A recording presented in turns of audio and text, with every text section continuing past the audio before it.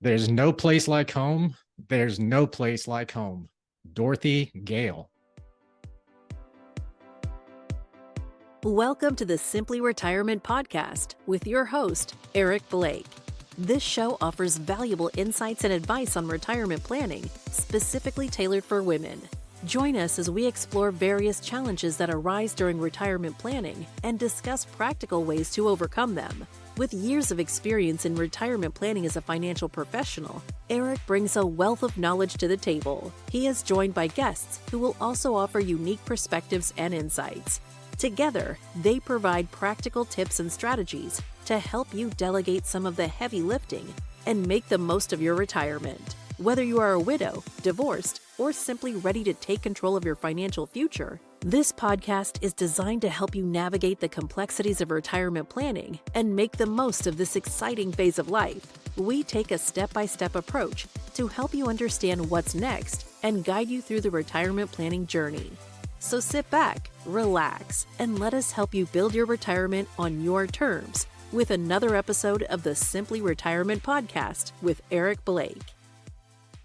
Welcome to the Simply Retirement Podcast with your host, Eric Blake. I'm Wendy McConnell. Well, that is a different quote. I'm sorry, I had to giggle a little bit. That's all right. I was hoping for that. So did you know that Dorothy's last name was Gale? Dorothy from The Wizard of Oz. I had no idea. Well, So- and it's not something that's real common knowledge, but yeah, I did know that at some point. But yeah, it's not something we focus on. But yeah, so why that quote today? That quote, because we have a very special guest. We are going to be joined by Mary Greer. Mary is responsible for business development for First Class First Class Caregivers. It's a Dallas-based senior care company that provides premium, non-clinical, in-home caregiving services. And this continues in a series of episodes that we've had on long-term healthcare. In our last episode, we chatted with Dina Mabry, who is a long-term care specialist. She helped us define what long-term care is, but more importantly, what some of your options are for paying for long-term care. So if you haven't listened to that episode, please go back and listen to episode 12. But today we are focused on home care because nobody really wants to go to a facility, but how can you or your family member stay in their home as long as possible? So Mary Greer, welcome to the Simply Retirement Podcast. Thanks so much, Eric. And actually, of course, I knew that Dorothy's last name was Gale because The Wizard of Oz happens to be my favorite movie. So that's... I have to tell you, my wife, being a history teacher, she knows every single detail behind the story of The Wizard of Oz. And it's way more than what most people realize related to the Depression and all kinds of things. When she tells that story, it's amazing how all the different comparisons of the characters and who they represented. So it's I may have to have her on the podcast sometime just to explain The Wizard of Oz to all of us. Sounds like a fascinating story. I look forward to it. Absolutely. So let's get into it, Eric. Yes, Mary. So I would love to hear your background. Mary, to me, we've had a chance to chat before we scheduled the recording. Got a little bit more of her story, her background, and it's pretty amazing. She's kind of a Renaissance woman. She's got her hands in all kinds of different things. But one of the things that she says is, I'm here to help. And when I say that, I really mean it. So I'd love to get your story, Mary, and how ultimately you got into the home care world.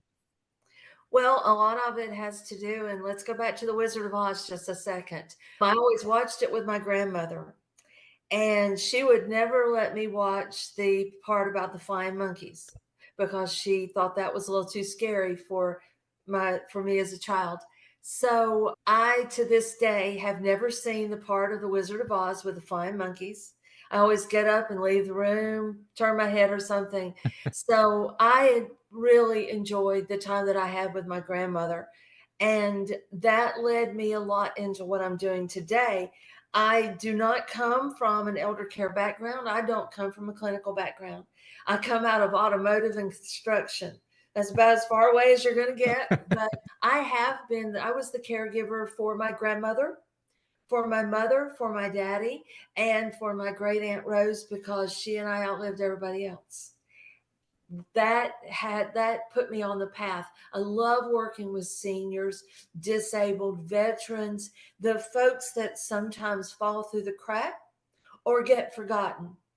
And so that I have made that my mission.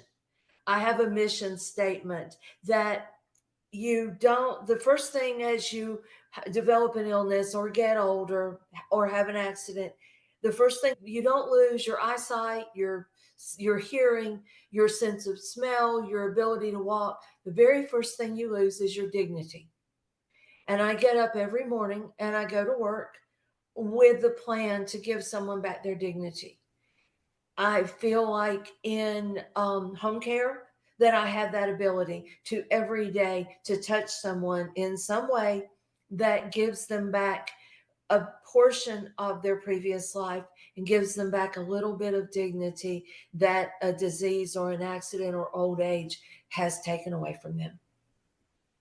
So one of the things, Mary, I know there's a little bit of a selfish reason for having you on, quite honestly, is because my grandmother, who is extremely close to me, she's one of my whys. My mom and my grandmother, she was widowed when she was 62. My grandmother was, and our family is going through this today. My aunt and my mom are both responsible for providing care for my grandmother, who's now 88, and she is trying to stay in her home as long as possible. So getting your insight, to me, again, I'm hoping to pick up nuggets of my own that I can then pass along. So as we talked about your background, now what I'd really be interested in is just sharing some of the insights into what you think the unique challenges are, the needs of senior citizens when it comes to home care. How can your expertise address these challenges?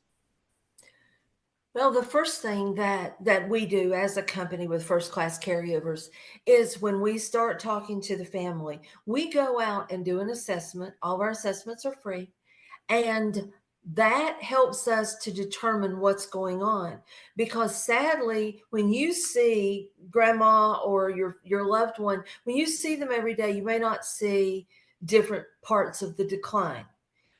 When you have that assessment in front of you, then 3 months, 6 months down the road, if we come out and do another assessment, you can sit down and say, oh my gosh, grandma could do these 10 things in June, and now it's October and she can't. That's the very first thing, is to really assess the situation, because our care director has 30 years of experience. She has been a caregiver. She has risen up the ranks, but she's got boots on the ground. So she's able to look at a situation and know kind of not only what's going on today, but what pattern it is going to follow for the months and the years to come.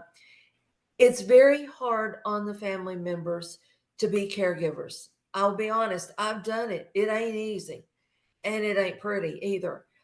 But we will come out and show you tricks to help you as a family caregiver on, how to hold the family member when they get up. So they, instead of falling, and then you have to call EMS to come get them up, how to literally hold them so that they slide down your body and you're able to pick them up off of your legs instead of off of the floor.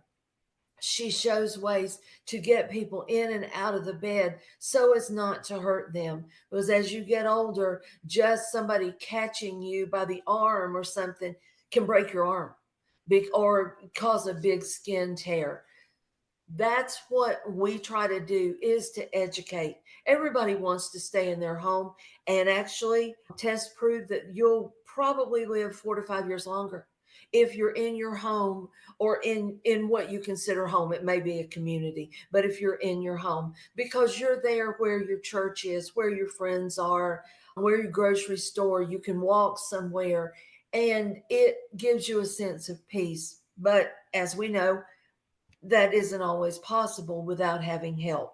So what we try to do is to educate. We're not going to come out and say, oh, you've got to have caregivers. You got to have caregivers tomorrow. This is a bad situation.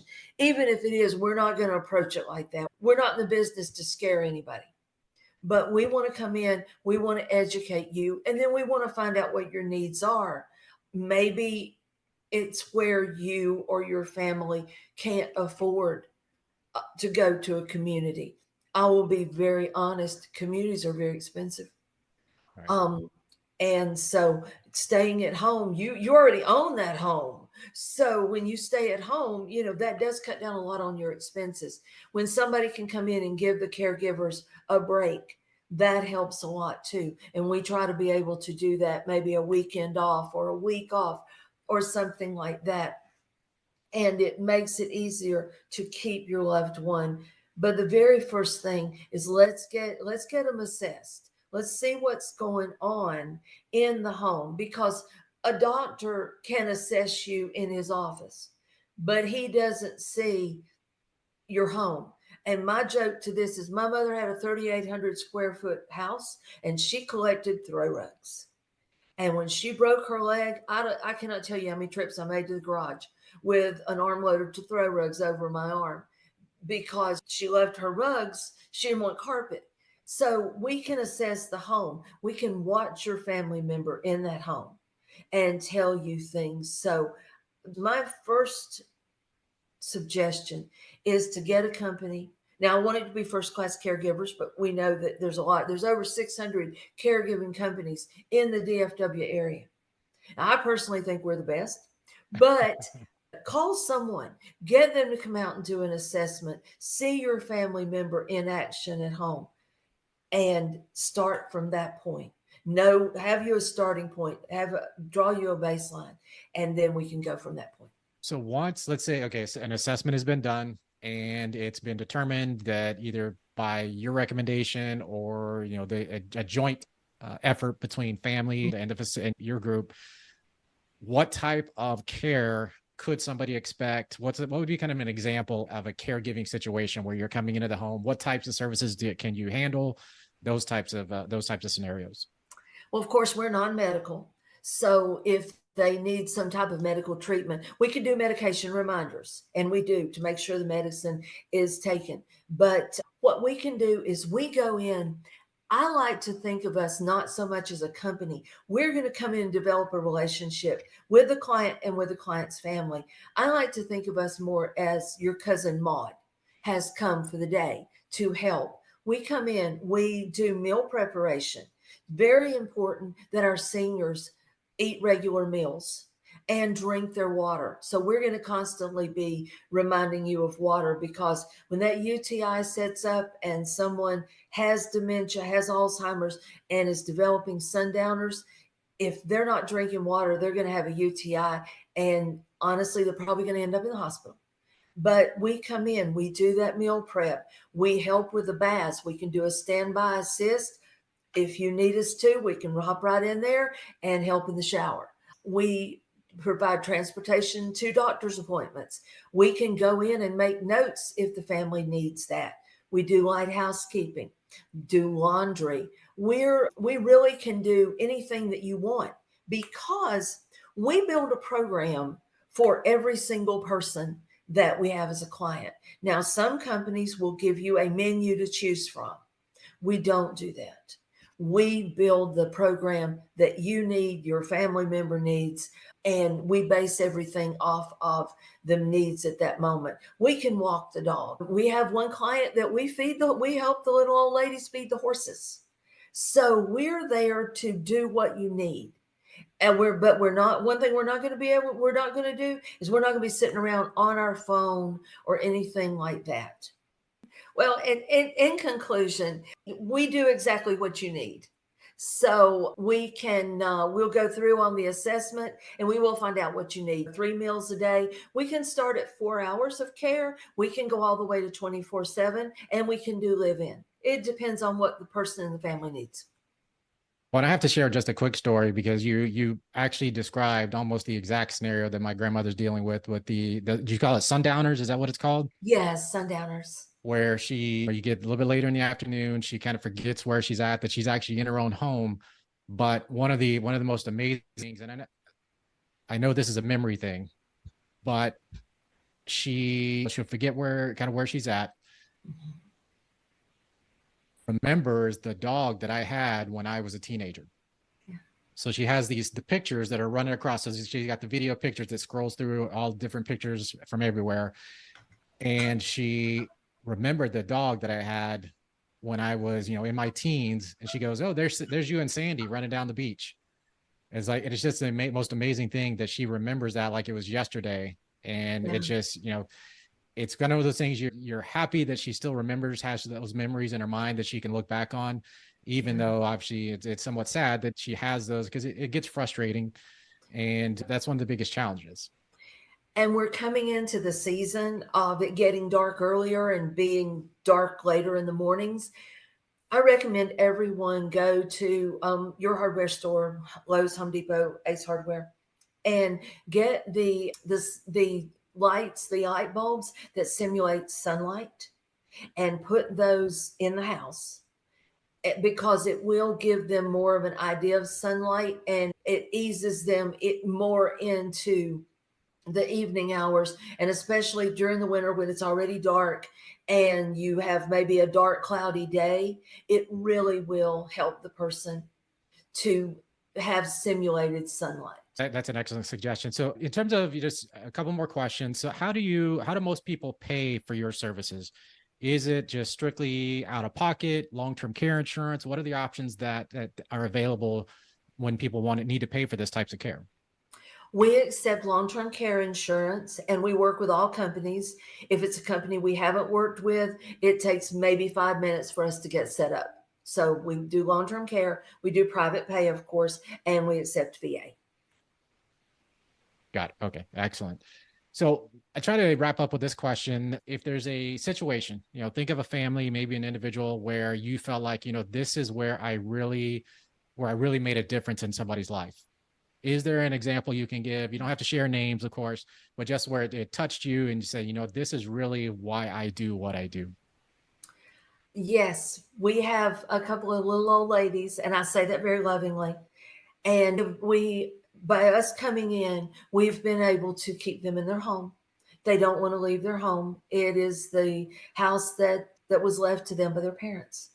And it's at one point it was out in the country. Fort Worth's getting there pretty quickly, but it's allowing them to stay at home. And quite honestly, I don't think they would thrive in a community setting, because they do have horses, they do have dogs. I think they have ducks and chickens too, because as I said, their house was at one time out in the country. So they're able to stay at home and have their pets and have their life, and hopefully they'll end their days there. So that whenever I think about them, that's always a great feeling. But one thing I'd like to add, Eric, is anyone that's listening to this podcast, please, if you have any questions about senior, disabled, or VA care, please call me or contact me in some way. Because if I can't help you, I can pretty much guarantee that I know the person that can. I do not charge consulting fees. I will simply introduce you to who you need to know. I've got a couple of friends who have written books on senior living that I'm so happy to pass those along to people.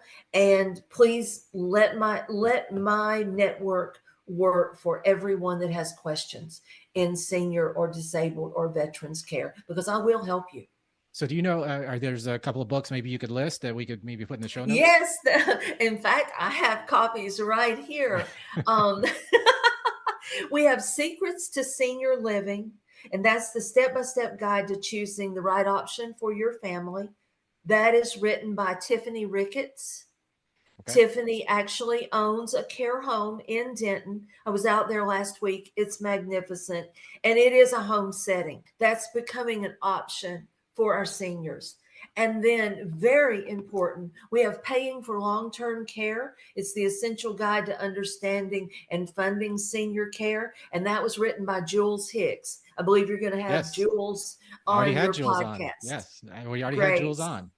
Wonderful. Those are two amazing books written by local authors that give you an idea of how to take care of yourself, because not everybody has family. In my case, my partner Patrick and I, we just have one another. All of our families are passed away. So it gives you a guide to both of these ladies have written amazing books that help you navigate your senior years. Perfect. And I'm going to ask you if in just a bit to share how people can get in touch with you. But one thing I don't want to miss, and this is something you actually shared is in part of our preparation, the idea of making sure that people seek out help well before they actually may need it, but also what happens if there's an emergency situation, a quick decision has to be made. If you can maybe share a little bit about that. We can certainly long-term planning is amazing, but I'm sorry, anybody that calls me pretty much needed to call me last month. But no, we can we can get you set up really zippy quick. Last month I had someone to call me at 4 o'clock on a Thursday afternoon, and she said, "Mom's in hospice. She's in a community. We're dead. We got to have a break." I said, "Okay." I said, "Let me get some information." I got some basic information. I said, "When do you want the services to start?" She goes, "How about today?" I'm like, "Well, okay." I said, "What time would you like the services to start?" She said, "How fast can you get here?" We were there in an hour and a half. Wow. We can do quick turnarounds, and we try to. It's not ideal, but grandma breaking her leg, daddy having a seizure, that nothing about senior care or disabled care is ideal. So we can get out there, and we'll get out as quick as we can. A lot of times our care director, Ophelia, she'll actually go out and do it herself because you need a break. So yeah, we would love to come out, do our free assessments, and start you on a path. But if you need help right away, call me, because if I can't do it, I will help you find somebody that can. Well, I think that's important, just as we getting close to wrapping up, you, in your example there, you talked about how somebody contacted you for their mom or for their Yes. parents. And, one of the things I really wanted this podcast to be about is providing resources to women who are planning for retirement Yes. beyond just talking about taxes and Social Security. Those things are critically important from a financial perspective. But one of the things that can quickly detail someone's retirement journey is having to become a caregiver or being responsible for providing care for a family member. Because whether it's the emotional side, or again, unfortunately, and sometimes it is the financial side that does impact that woman who's taken responsibility for caring for her parents. That's why I want resources just like you to be able to get that out there so people know who to turn to. That's one of the biggest things, is where do we turn to for resources when you are dealing with these types of challenges? And you don't know what you don't know. When it looked like my mother would be moving out here in 2016, I didn't know that there were companies that helped you find communities. I mean, I'm literally driving down the road going, "Ooh, that one looks good." And I'm not saying that to be funny. It is funny, but I didn't know. Well, then her health failed rapidly and she passed away. But, you don't know. And that's why there are professionals that do everything in senior care. But if you don't know who they are and if you don't know how to contact them, it doesn't help you any. And so many times, and what I'm starting to see right now is that there are multi-generational households, and the care is falling on the youngest female. And she usually has a job. She usually has a couple of children herself, and she's taking care of mom and dad, maybe grandma and grandpa, a great aunt and uncle. Right. And because sadly, a lot of women have gone through divorce, they've gone through, they're widows, Right. and they don't have the preparation. And that's where I like to think somebody like me comes in, because if you call me and say, "This is what's going on," I will help you get to the Eric Blakes. I will help you get to the Heyman Hogues and find someone that can help you, because sadly, we aren't prepared. We aren't prepared to be our own caregiver. We aren't prepared to be other people's caregivers. So that, I believe that is the worst thing that is facing women today, is that time is coming that you're going to have to be a caregiver. You're going to need a caregiver, and you don't know all the steps to take. I'm not being funny about this. You can make mistakes, and those mistakes can be very, very bad. And that's what I want to keep women from doing, is making a mistake that's going to cost them a lot of money, maybe cost them their health.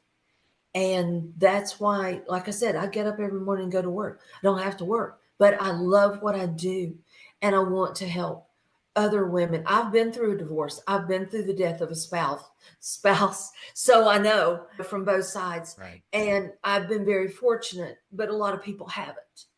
And that's what the people like Jules Hicks and Tiffany Ricketts and Sheila Williamson and the people that we all know, that's what we're here to help you with, is navigating this bumpy, rocky path.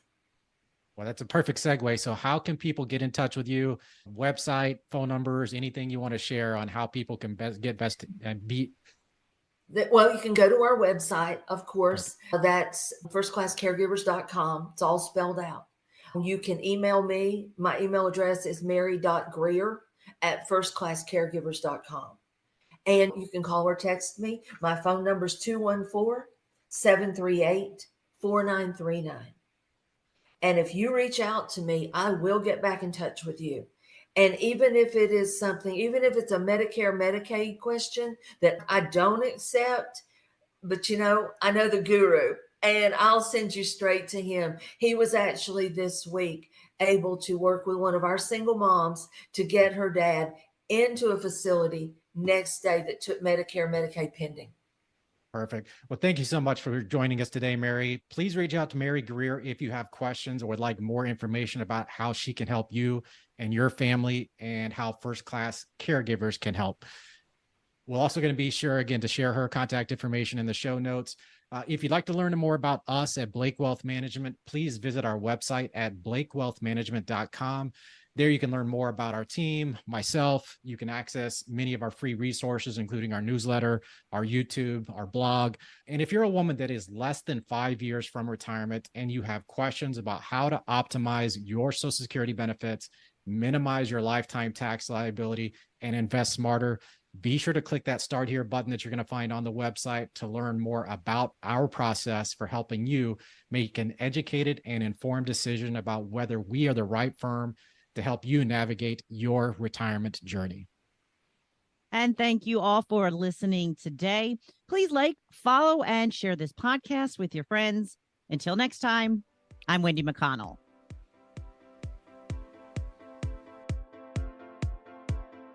That's it for today's episode of the Simply Retirement Podcast. We hope you found our insights and advice helpful in planning for a fulfilling retirement. Don't forget to take action on what you've learned today. Visit our website at blakewealthmanagement.com to learn more about our firm and review our Simply Retirement Roadmap process to get you on the right path to the retirement you deserve. And don't forget to click the follow button to be notified when new episodes become available. Thank you for joining us on this journey, and we look forward to helping you achieve your retirement goals. Remember, retirement is not the end of the road. It is the start of a new journey. So embrace it and make the most of it. Until next time, take care. Content here is for illustrative purposes and general information only. It is not legal, tax, or individualized financial advice, nor is it a recommendation to buy, sell, or hold any specific security, or engage in any specific trading strategy. Results will vary. Past performance is no indication of future results or success. Market conditions change continuously. This commentary reflects the personal opinions, viewpoints, and analyses of Blake Wealth Management. It does not necessarily represent those of RFG Advisory, Private Client Services, their clients, or their employees. This commentary should not be regarded as a description of advisory services provided by Blake Wealth Management or RFG Advisory, or performance returns of any client. The views reflected in the commentary are subject to change at any time without notice. Securities offered by registered representatives of Private Client Services. Member FINRA SIPC. Advisory services offered by investment advisory representatives of RFG Advisory, a registered investment advisor. Private Client Services, Blake Wealth Management, and RFG Advisory are unaffiliated entities. Advisory services are only offered to clients or prospective clients where RFG Advisory and its representatives are properly licensed or exempt from licensure. No advisory services may be rendered by RFG Advisory unless a client agreement is in place.